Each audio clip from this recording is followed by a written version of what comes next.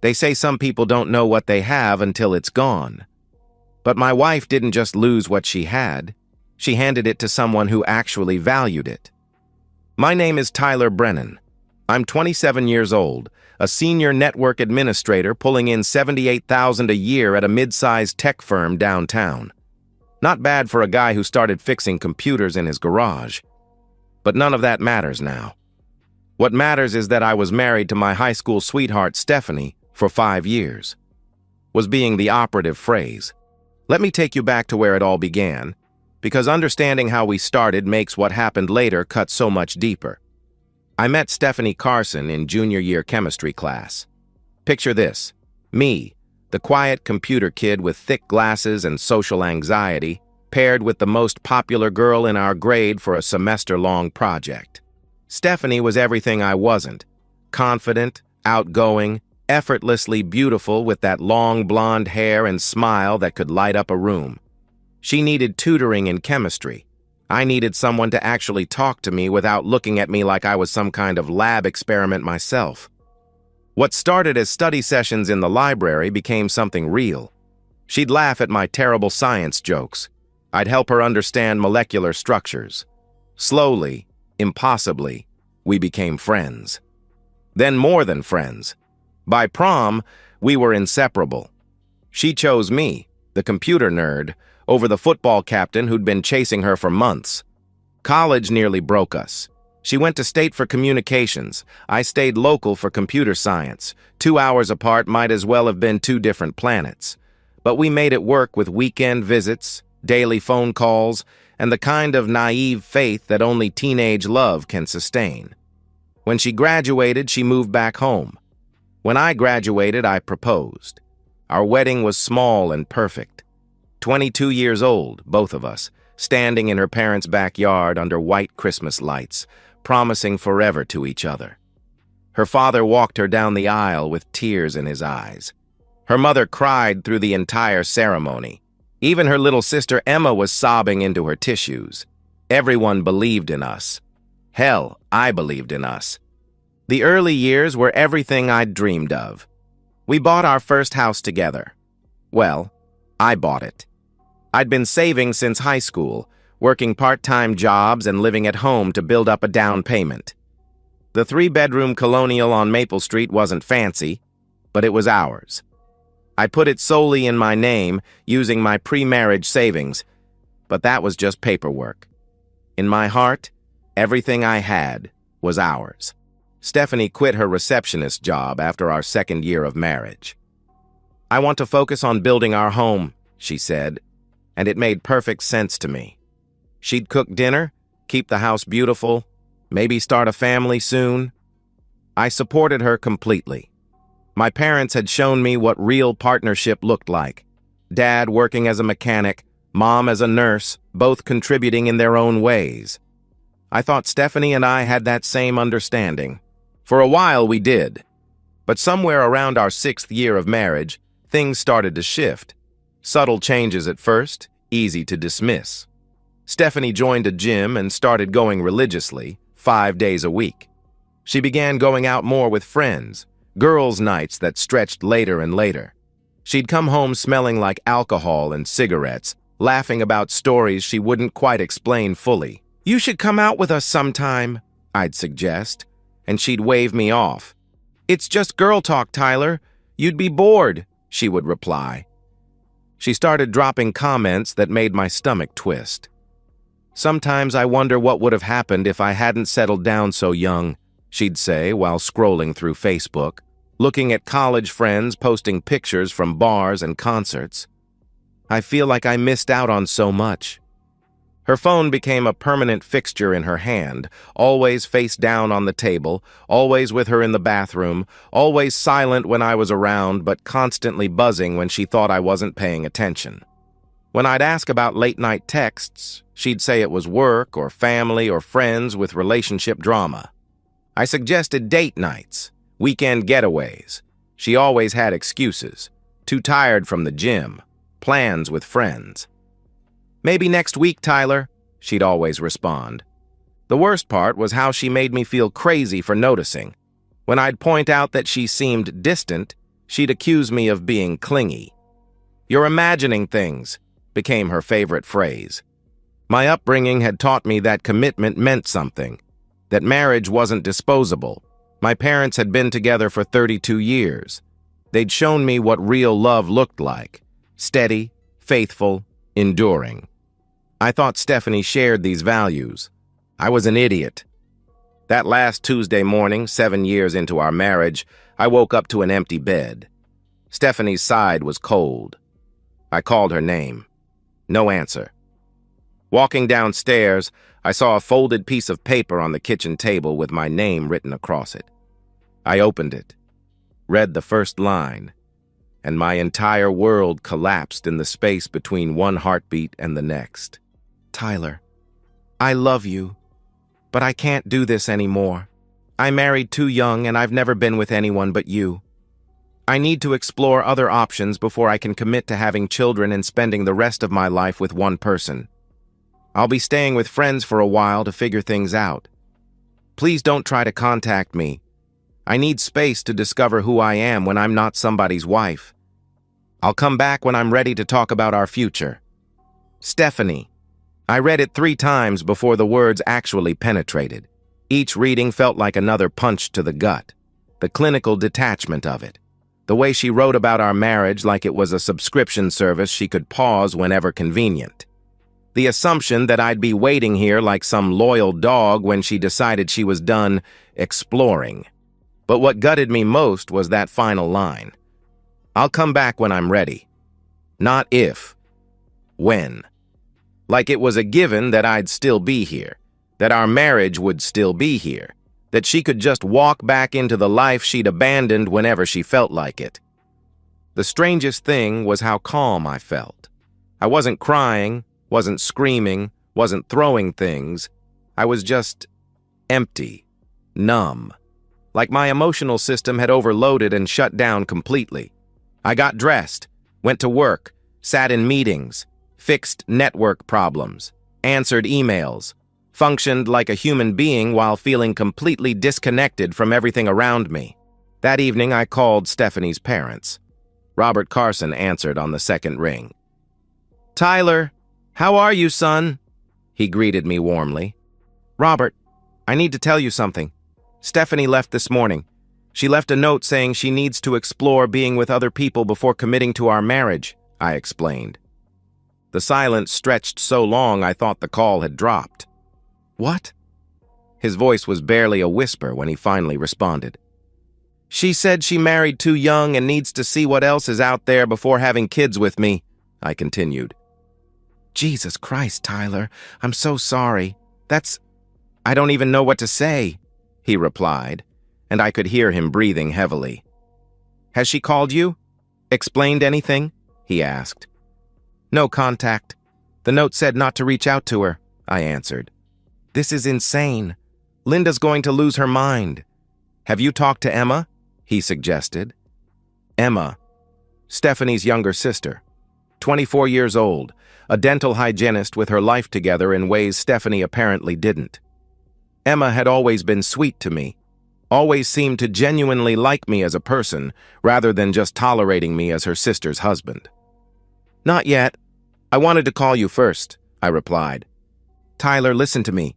You're family. Whatever happens between you and Stephanie, you're still family to us. This is not okay.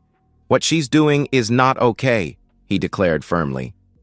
After hanging up, I stared at my phone for 10 minutes before calling Emma. "Tyler?" She sounded surprised when she answered. "Is everything okay?" she asked with concern. "Not really. Stephanie left this morning. She left a note saying she needs to explore being with other men before committing to our marriage," I explained. "She what?" The shock in her voice was genuine, complete. "Tyler, no.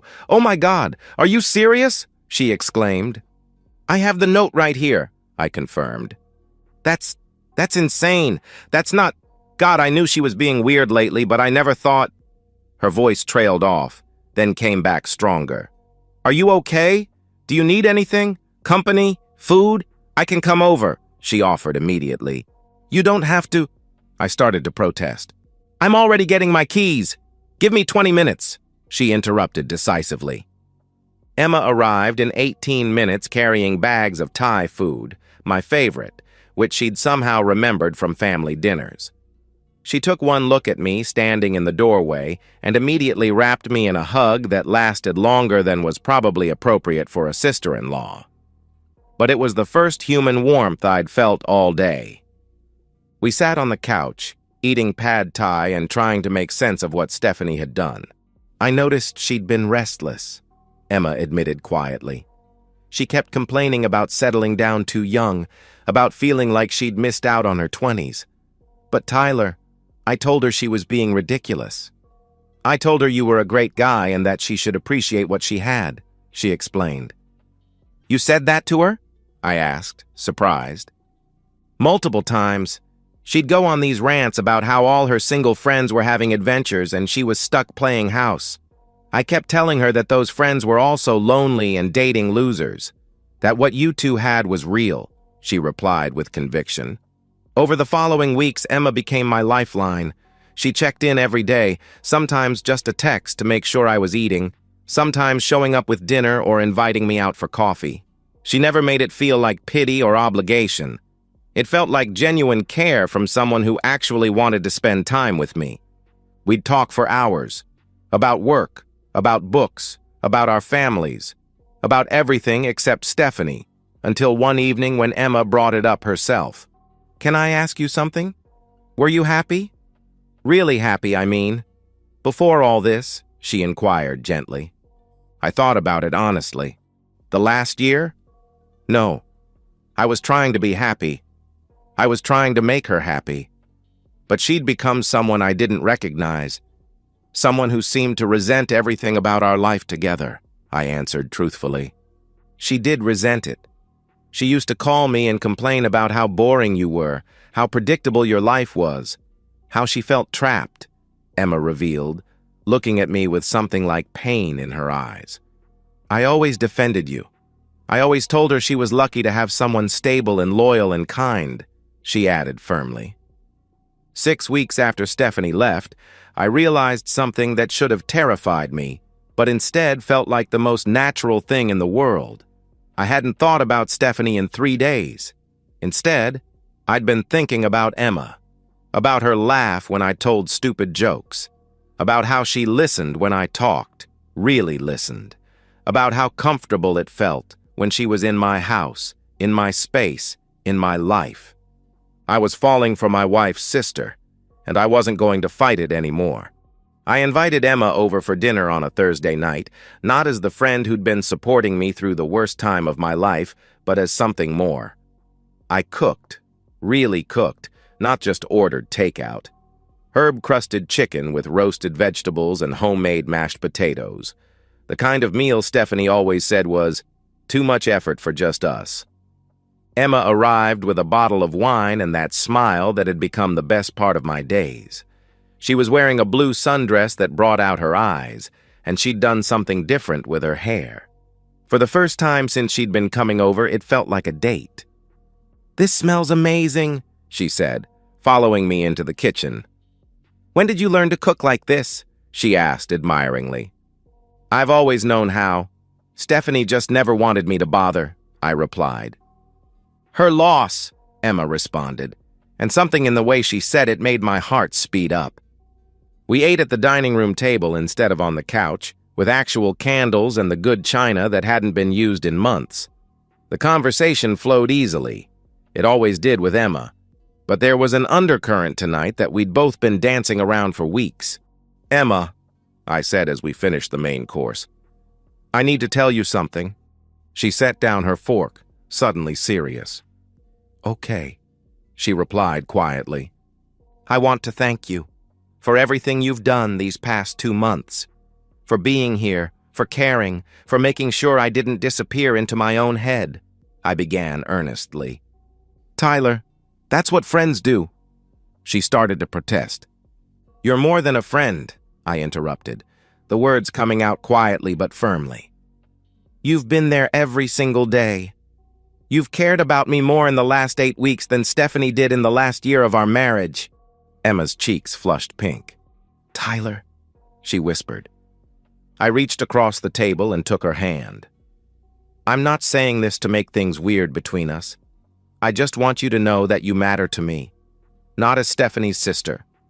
You matter to me as Emma, I said sincerely. She stared down at our joined hands for a long moment.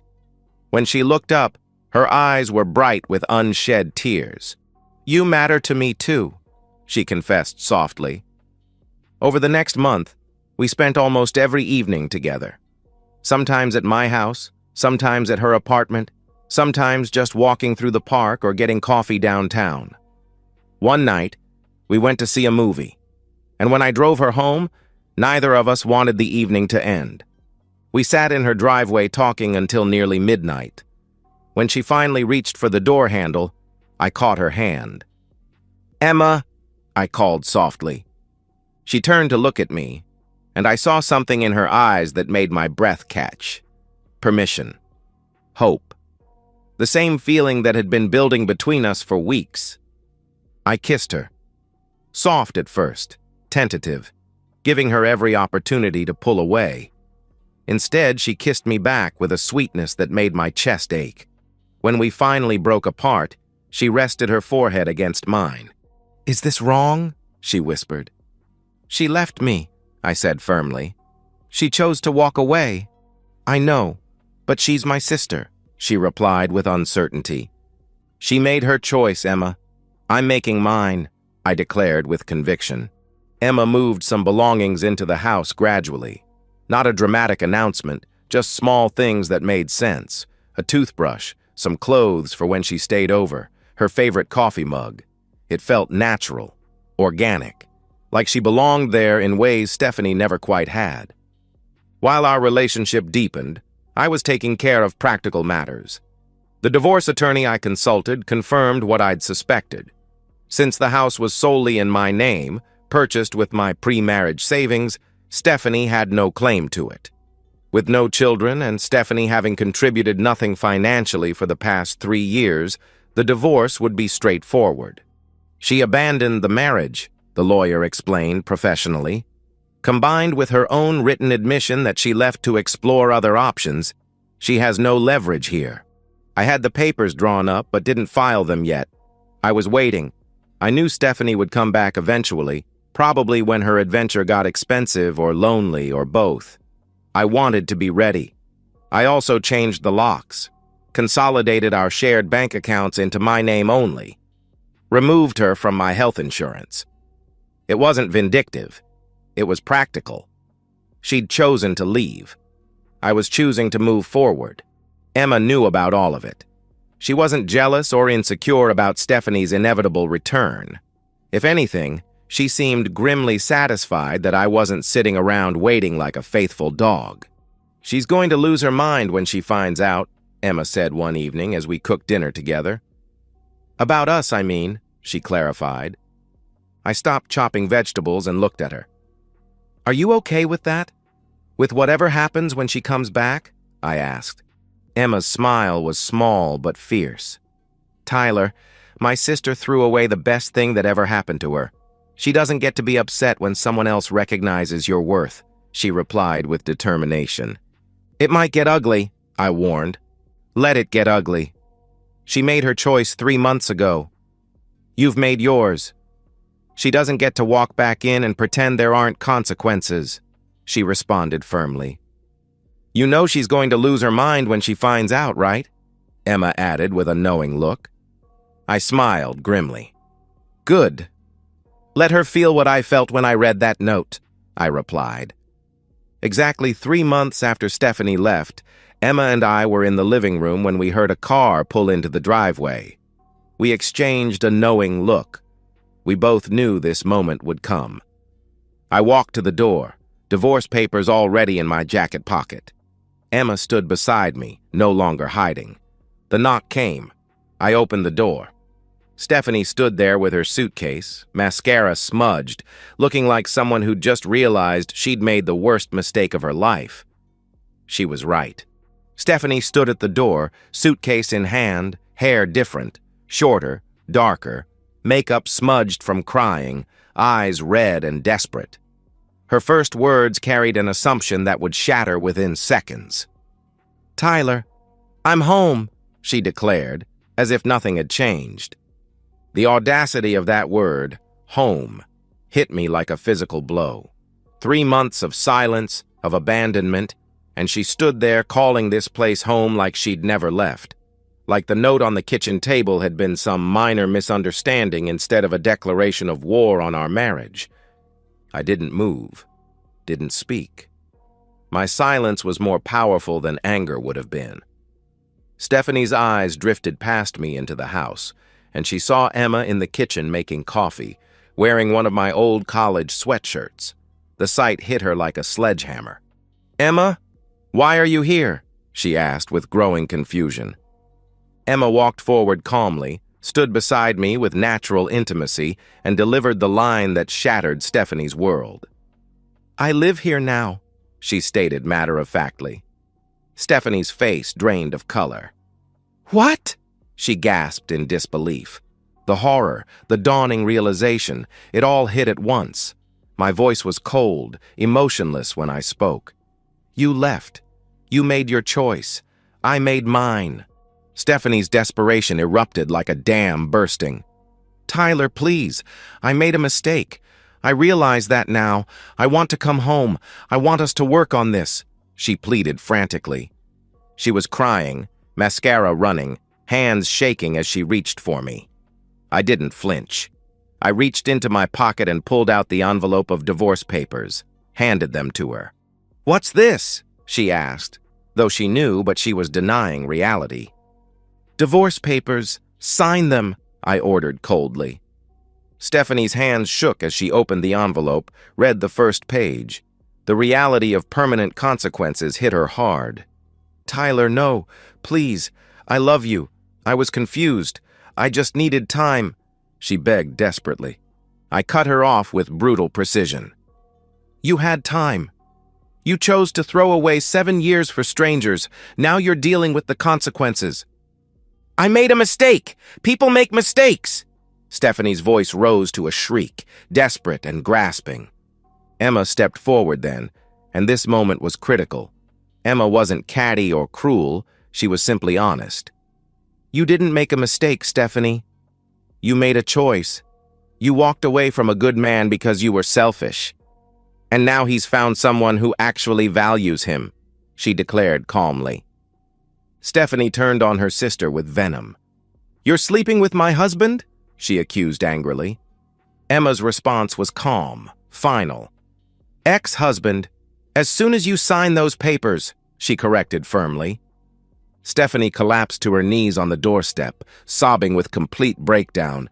"Please, Tyler, please, give me another chance. I have nowhere to go. I spent all my money. I have nothing," she cried desperately. This detail revealed what her exploration actually was. Probably spending money on hotels, bars, dates with other men, attempting a lifestyle she couldn't afford. I looked down at her with no pity, no anger, just absolute finality. "Sign the papers. Leave them in the mailbox. Don't come back," I commanded coldly. I closed the door. Inside, Emma squeezed my hand supportively. Outside, we heard Stephanie pounding on the door, sobbing, begging. We didn't open it. I made coffee. Emma sat beside me. We waited in silence. After an hour, the pounding stopped. A car engine started. Stephanie left. 2 weeks later, signed divorce papers appeared in the mailbox. Stephanie signed everything. She had no leverage, no claim, nothing. My attorney confirmed it was finalized quickly due to the clean circumstances. No children, no shared property, no financial entanglement. Stephanie got absolutely nothing, but she wasn't done trying. 2 weeks after the divorce was final, Stephanie returned late at night. She was thinner, exhausted, desperate. She knocked. I opened the door with Emma behind me. "Tyler, please, I need help. I need money. Just $1,000. I haven't eaten in days. I have nowhere to go," she begged pathetically. My response was the final nail. "F off, Stephanie," I said with finality. Emma added without malice, just truth. "Get a job, like the rest of us," she suggested simply. I closed the door again. We didn't open it again. Sometimes the best revenge isn't dramatic. It's just watching someone realize they threw away something irreplaceable, and that you're happier without them. 1 year ago today, I woke up to an empty bed and a note that destroyed everything I thought I knew about love, loyalty, and the woman I'd married. Today, I wake up to Emma's arm draped across my chest, her face peaceful in the morning light streaming through our bedroom window. Our bedroom, our house, our life. I'm 28 now. Emma and I have been married for 6 months. A small ceremony at the courthouse with just family and close friends. Real friends, the kind who knew what Stephanie had done and celebrated the fact that I'd found something better. Her parents were there, crying happy tears this time. Even Robert and Linda Carson, Stephanie's parents, were there, welcoming me back into their family with open arms. "You were always the son we wanted," Robert told me at the small reception afterward. "We just got confused about which daughter was smart enough to appreciate you," he admitted with regret. Work has been good to me. The promotion to network security lead came with a bump to $88,000 a year, plus better benefits. Emma still works as a dental hygienist at the practice downtown, and she loves it. We're partners in every sense of the word, financially, emotionally, practically. She contributes, she participates, she shows up. We've been renovating the house together, making it truly ours instead of a museum of my failed marriage. New paint, new furniture, new memories. The master bedroom where Stephanie used to complain about everything is now bright and warm, filled with Emma's laughter and our shared dreams. We're talking seriously about kids, something that feels natural and exciting with Emma, whereas with Stephanie it always felt like an obligation I was pushing for alone. Stephanie's trajectory has been exactly what you'd expect from someone who traded stability for novelty. She works 2 part-time jobs now, cashier at a grocery store and hostess at a chain restaurant on the weekends. She lives in a studio apartment across town, the kind of place where the walls are thin and the neighbors are loud and the parking lot floods when it rains. Her social media, which Emma occasionally checks out of morbid curiosity, tells the story of someone trying desperately to convince herself she's happy. Photos of empty cocktails with captions about living my best life, selfies with forced smiles and expensive makeup she probably can't afford, posts about knowing your worth and not settling for less, the kind of empty empowerment slogans people use when they've realized they've settled for much, much less than what they had. Her parents barely speak to her anymore. They're civil at Christmas and birthdays, but the disappointment radiates off them. They've fully embraced Emma and me as the couple they should have always recognized. Linda sends Emma recipes and calls to check on us. Robert and I go fishing on weekends sometimes, and he never mentions his older daughter unless I bring her up first. Emma's relationship with her sister is completely non-existent. They haven't spoken since that night on the doorstep 8 months ago. Stephanie can't forgive Emma for stealing me, completely unable to acknowledge that she'd thrown me away first. She sees betrayal where there was only abandonment and consequences. The few mutual friends we had have mostly chosen sides, and those sides weren't difficult to pick. In a small city like ours, news travels fast.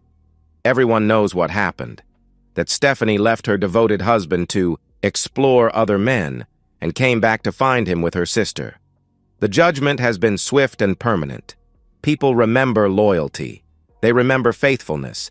They remember which spouse destroyed a 7-year marriage for a 3-month adventure. Stephanie texts me occasionally, usually late at night when loneliness and alcohol collide. Apologies, regrets, begging for just one conversation to explain everything. I never respond. I've blocked her number, but she finds new ones. Emma knows about the texts and isn't threatened. We laugh about the desperation sometimes, though not cruelly. There's no joy in watching someone self-destruct, even someone who deserves it. But I'd be lying if I said there wasn't satisfaction in knowing she understands now what she gave up. That every night in her empty studio apartment, She's forced to confront the reality that her adventure led nowhere while I built a real life with someone who actually wanted to be part of it. People have asked if I feel guilty, about Emma, about how fast we moved, about the fact that I was planning my future with her sister while Stephanie was still out there somewhere, sleeping with strangers and spending money she didn't have. I don't. Stephanie didn't leave because of Emma. She left because she valued novelty over loyalty, excitement over stability, the fantasy of what she might find over the reality of what she had. Emma didn't steal me. She was there when I needed someone, and real connection grew from genuine care and compatibility. We didn't sneak around. We weren't unfaithful. We were two people who found each other in honest circumstances and chose to build something together. Emma showed me what real loyalty looks like, what real partnership feels like, what it means to be with someone who doesn't take you for granted, who doesn't treat you like a backup plan, who doesn't make you feel like you're lucky they're settling for you. Stephanie wanted to explore. She wanted to see what else was out there. She found out. 3 months of bar hookups and expensive dinners with men who disappeared when the novelty wore off. 3 months of pretending to be someone she wasn't, trying to keep up with a lifestyle she couldn't afford, chasing a fantasy that existed only in her imagination. And what did she find? That the grass isn't greener, that excitement fades, that the single life looks a lot more fun from the inside of a stable marriage than it does from a studio apartment at 2 in the morning when you're 29 years old and starting over with nothing. She learned what she had when it was gone. But I learned something better. That sometimes what you think you've lost was just making room for what you actually needed. To anyone reading this, anyone who might be going through something similar, don't wait for people who don't value you. Don't give second chances to people who chose to leave. Don't put your life on hold for someone who's treating your relationship like a convenience store, something they can walk away from and expect to find exactly the same when they decide to come back. Life's too short. The right person is out there, sometimes closer than you think. I'm living proof of that. They say some people don't know what they have until it's gone. Stephanie learned that lesson, but I learned something better. That sometimes what you thought you lost was just making room for what you actually needed. And so, we've reached the end of today's story. Was it what you expected, or did it take a twist you didn't see coming? I'm curious to hear your thoughts. Share them in the comments below, and let's get a conversation going. If this story kept you hooked, make sure to hit that like button. And if you're new here or just haven't subscribed yet, now's the perfect time to join our community. I bring you fresh, captivating stories every day, so click that subscribe button and turn on notifications so you never miss out. Thanks for watching, and I'll see you in the next one.